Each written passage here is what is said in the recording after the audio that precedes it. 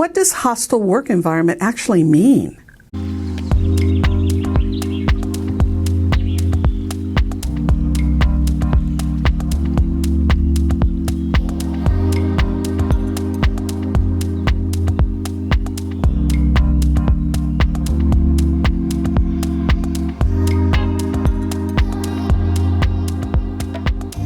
Hi entrepreneurs, I'm Vicky Brown, and you're in the right place if you want to engage your team, boost your business, and grow your leadership muscle.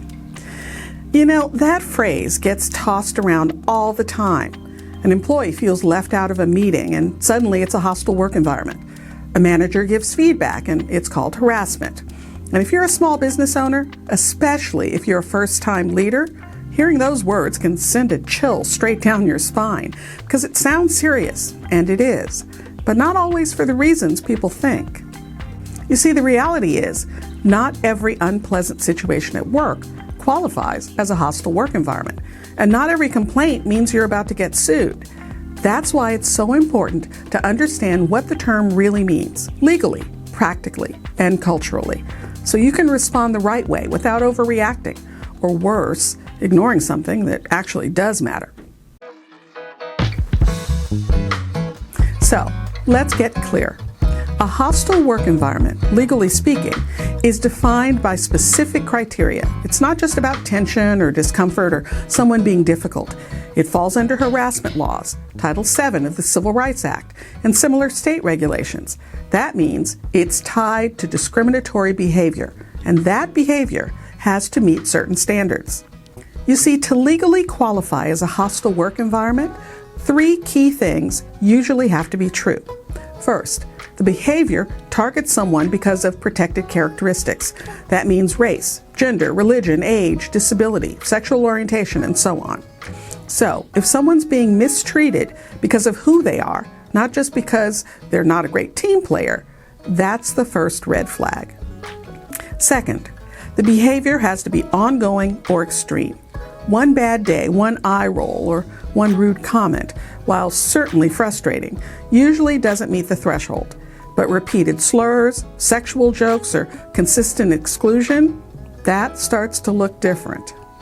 And third, a reasonable person would have to agree that the environment has become hostile or abusive, not just uncomfortable or annoying, but truly toxic in a way that affects someone's ability to do their job. So, let's say someone on your team repeatedly makes inappropriate jokes about another employee's ethnicity or gender. That's not just bad behavior. That's risk. That's a lawsuit waiting to happen. On the other hand, if an employee is upset because their manager asked them to show up on time or meet a deadline, well, that's accountability, not harassment. Now, it's important to know what hostile work environment isn't as well.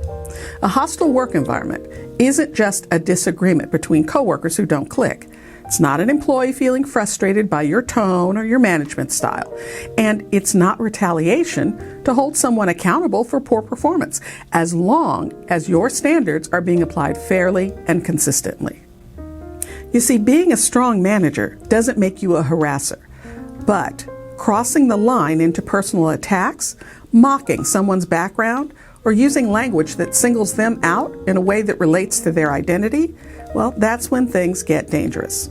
Now, here's where small business owners often miss the mark. You might have a close-knit team. Maybe you all joke around to keep things casual. But when lines start to blur between personal and professional, it becomes really easy for boundaries to get crossed, even unintentionally. A comment meant as teasing can land differently, depending on who's hearing it. And if someone feels targeted and you don't respond, it sends a message, whether you mean it to or not.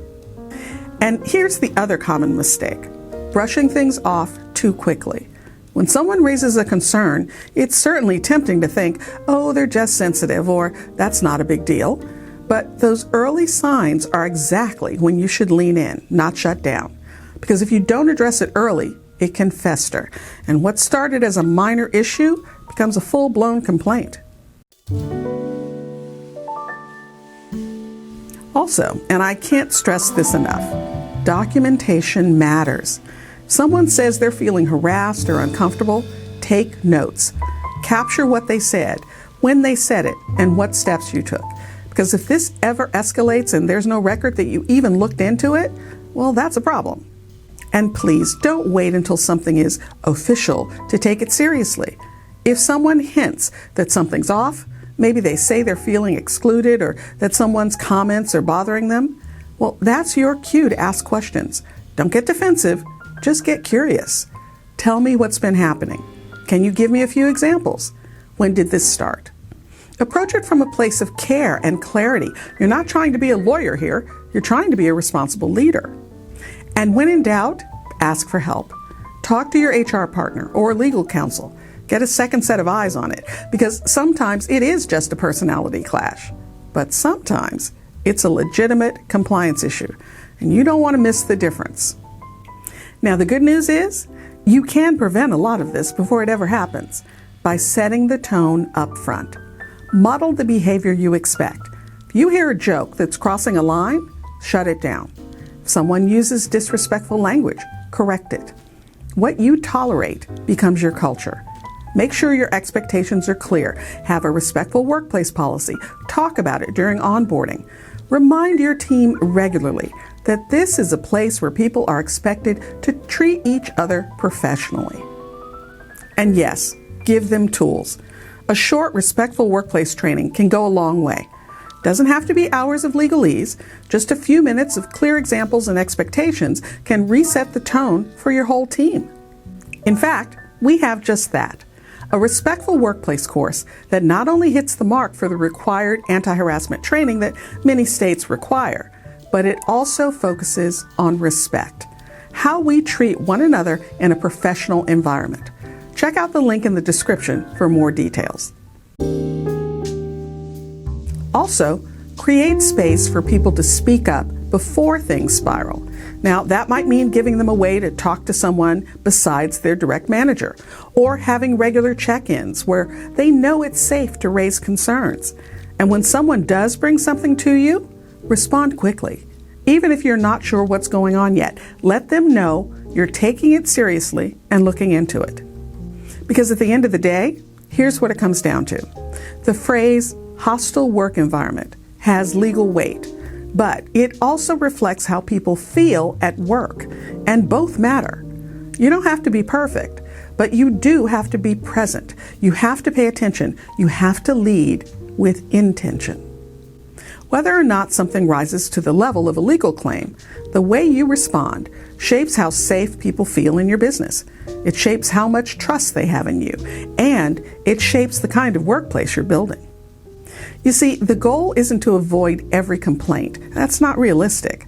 The goal is to create an environment where people feel respected, heard, and protected, so that when something does come up, they know they can speak up and they know you'll take action. That's how you protect your team, and that's how you protect your business. And remember, your inspired leadership is the secret sauce to having a high-performance team and a wildly successful business you'll love. I'll see you next time on Leader's Journey.